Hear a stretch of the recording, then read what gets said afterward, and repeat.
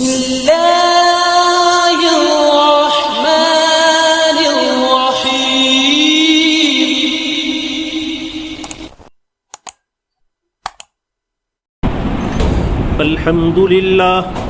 الحمد لله نحمده ونستعينه ونستغفره ونؤمن به ونتوكل عليه ونعوذ بالله من شرور أنفسنا ومن سيئات أعمالنا من يهده الله فلا مضل له ومن يضلله فلا هادي له ونشهد أن لا إله إلا الله وحده لا شريك له ونشهد أن سيدنا وسندنا وشفيعنا وحبيبنا وأولانا ومولانا محمدا عبده ورسوله أرسله الله تعالى بالحق كافة للناس بشيرا ونذيرا وداعيا إلى الله بإذنه وسراجا منيرا. أما بعد فأعوذ بالله من الشيطان الرجيم. شهر رمضان الذي أنزل فيه القرآن هدى للناس وبينات من الهدى والفرقان. عن واثلة بن الأسقى رضي الله تعالى عنه أن رسول الله صلى الله عليه وسلم قال: أنزلت صحف إبراهيم في أول ليلة من رمضان وأنزلت التوراة ل6 مدين من رمضان والإنجيل ل13 خلت من رمضان وأنزل القرآن ل24 خلت من رمضان. رواه أحمد والبيهقي أو كما قال عليه الصلاة والسلام. صدق الله مولانا العظيم وصدق رسوله النبي الكريم ونحن على ذلك لمن الشاهدين ومن الشاكرين والحمد لله رب العالمین. محترم سامعین کرام، قرآن کریم کی ایک مختصر سی ایک آیت کا یہ ٹکڑا تلاوت کیا گیا جس میں رمضان اور قرآن کا تذکرہ ہے.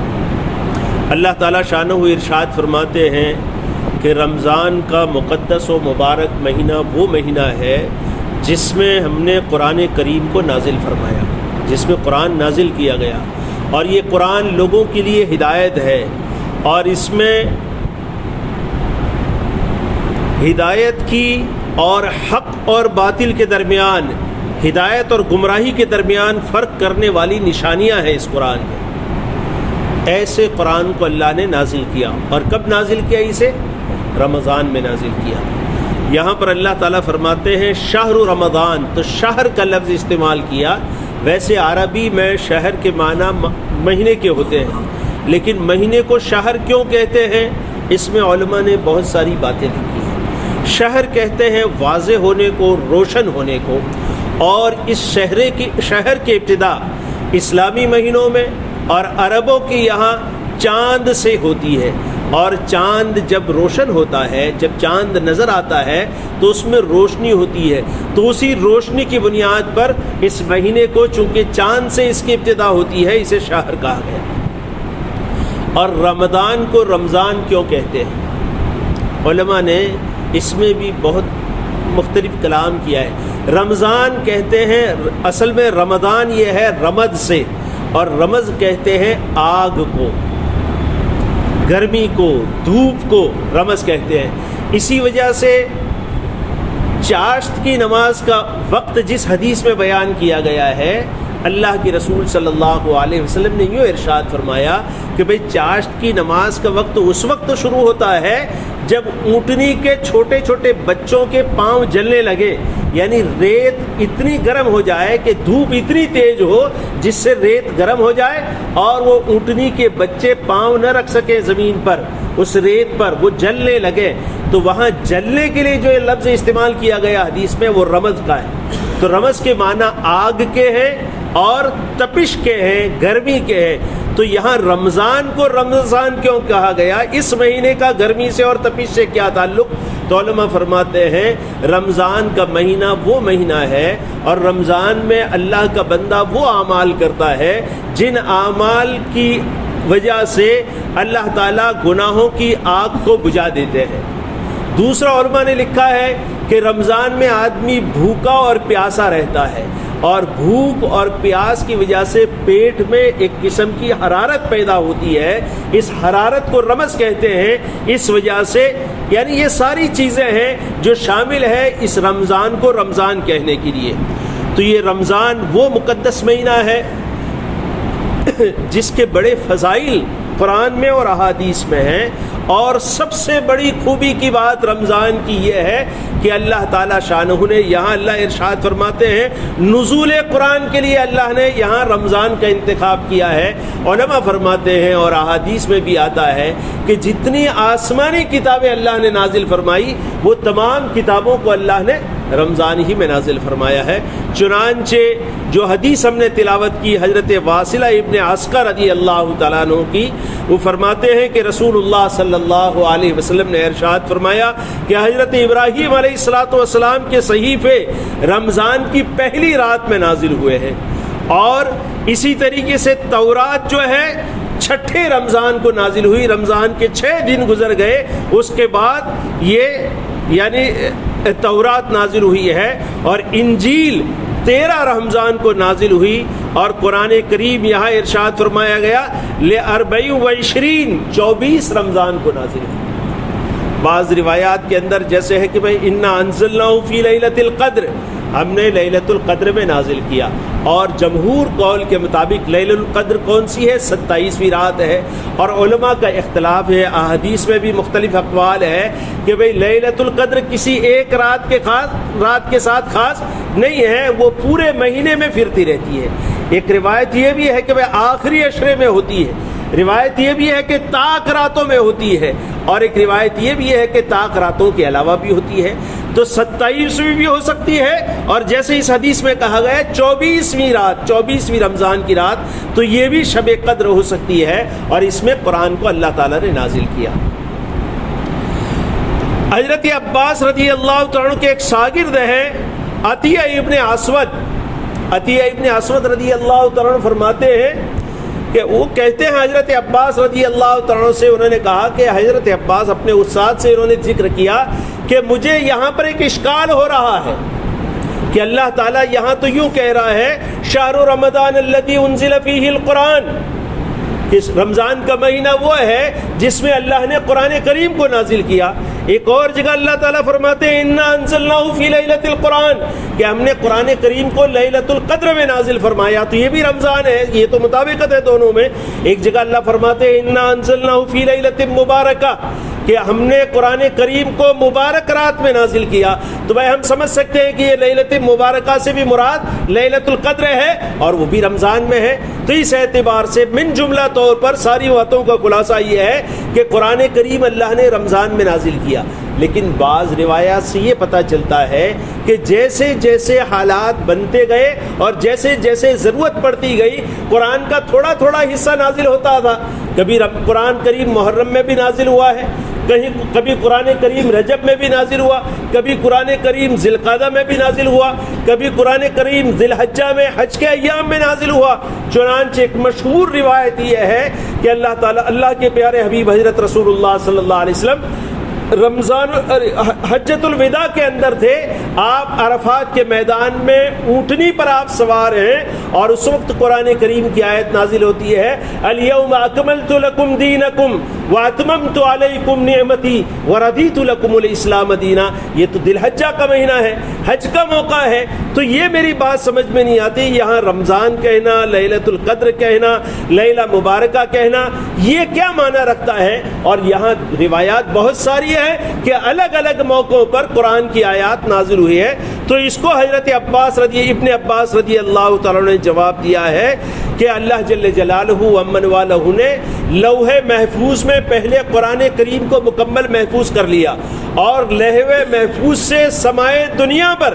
آسمان جو ہمارا دنیا کے قریب میں جو آسمان ہے، اس آسمان پر اللہ تعالیٰ نے لیلۃ القدر میں اور رمضان المبارک میں نازل فرمایا، یہ مراد ہے۔ اور پھر وہاں سے جیسے جیسے ضرورت پڑتی گئی حالات جیسے بنتے گئے، احکام کی جیسے ضرورت پڑتی گئی، اللہ نے تھوڑا تھوڑا حصہ ان حالات کے مطابق دنیا میں حضرت محمد الرسول اللہ صلی اللہ علیہ وسلم کے قلب اطہر پر نازل فرمایا۔ یا بعض علماء یہ فرماتے ہیں کہ ایک روایت یہ بھی ہے کہ قرآن کریم کے نزول کی ابتدا لیلۃ القدر میں اور رمضان المبارک میں ہوئی، اور پھر اس کے بعد جیسے جیسے ضرورت پڑتی گئی حضرت جبریل علیہ الصلوۃ والسلام کے واسطے سے حضرت محمد الرسول اللہ صلی اللہ علیہ وسلم کے قلب اطہر پر قرآن کریم نازل ہوتا گیا۔ تو یہ مراد ہے، معنی یہ ہے کہ قرآن کی نزول کے لیے اور آسمانی کتابوں کے نزول کے لیے اللہ جل جلالہ و امن والہ نے رمضان کے مبارک مہینے کا انتخاب کیا ہے۔ علماء فرماتے ہیں کہ رمضان کے مبارک مہینے کو قرآن کریم کے ساتھ ایک خصوصی مناسبت ہے، اور وہ مناسبت کیا ہے؟ یہ کہ اللہ نے قرآن کے نزول کے لیے اور دیگر آسمانی کتابوں کے نزول کے لیے اللہ نے اس رمضان کے مہینے کا انتخاب کیا۔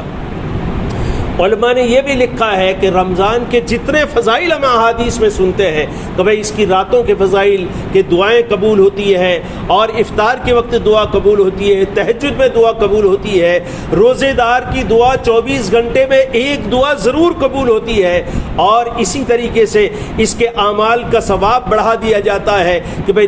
نفل کا ثواب فرض کے برابر، اور ایک فرض کا ثواب 70 فرضوں کے برابر۔ روزانہ اللہ تعالیٰ 10 لاکھ لوگوں کو، ایسے لوگوں کو جن پر جہنم واجب ہو چکی، افطار کے وقت اللہ تعالیٰ جہنم سے آزاد کر دیتے ہیں۔ اور اسی طریقے سے بے شمار فضائل جو ہے اس کی عبادات کے، اس کے روزوں کے، اس کے دن کے، اس کے رات کے۔ علماء فرماتے ہیں ان تمام فضائل کی بنیادی وجہ یہ ہے کہ اس مبارک مہینے میں قرآن نازل کیا۔ قرآن یہ اللہ کا کلام ہے، اللہ کی ذات سے نکلی ہوئی چیز ہے، تو خصوصیت کے ساتھ اس قرآن کو اللہ سے تعلق ہے، اور پھر رمضان سے اس کی نسبت ہو گئی۔ اس اعتبار سے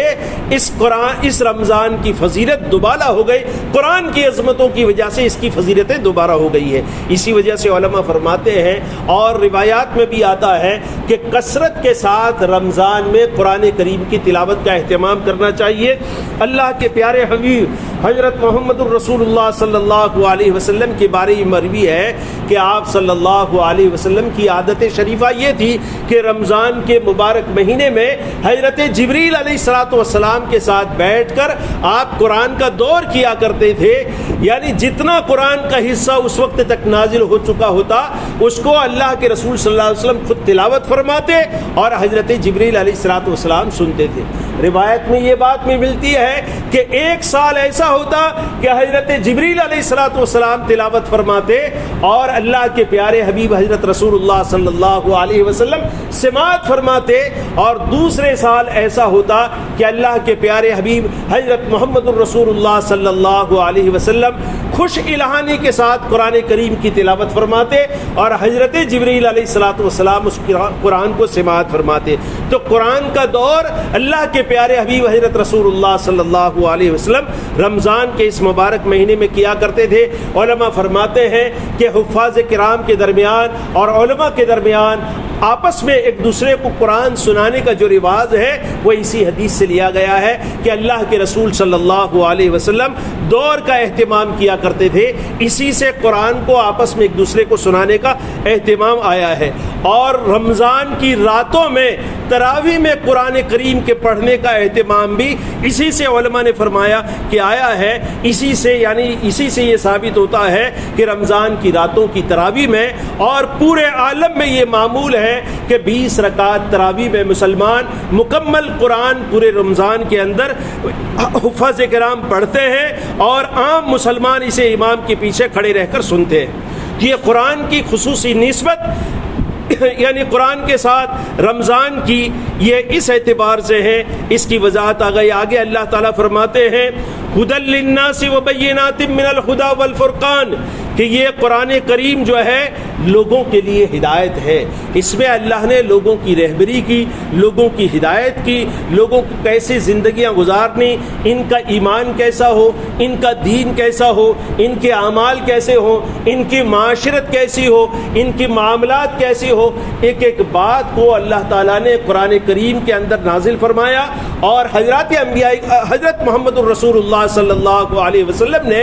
اپنے قول اور فعل کے ذریعے سے اس کو امت کے سامنے واضح فرمایا. اس لیے علماء نے یہ بھی لکھا ہے کہ مومن کو اس بات کی کوشش کرنی چاہیے کہ فہم قرآن کی کوشش کریں. لیکن فہم قرآن کے بارے میں علماء فرماتے ہیں کہ فہم قرآن کا مطلب یہ نہیں ہے کہ آدمی کسی اردو یا گجراتی ترجمے کو لے کر بیٹھ جائے اور اس کو پڑھ لے تو اس ترجمہ کا پڑھ لینا یہ فہم قرآن کے لیے کافی نہیں ہے. بلکہ علماء فرماتے ہیں اللہ تعالیٰ شانہ کا یہ ضابطہ رہا ہے کہ جتنی آسمانی کتابیں اللہ نے نازل فرمائی کسی نہ کسی نبی کے ساتھ نازل فرمائی ہے. قرآن کریم بھی اللہ نے امام الانبیاء سید القونین محمد عربی صلی اللہ علیہ وسلم کے قلب اطہر پر نازل فرمایا اور آپ نے امت کو سمجھایا. صحابہ اکرام نے پھر اس کو صحابہ اکرام کو سمجھایا اور صحابہ اکرام نے اس فہم کو امت تک منتقل کیا. اس لیے صرف ترجمہ لے کر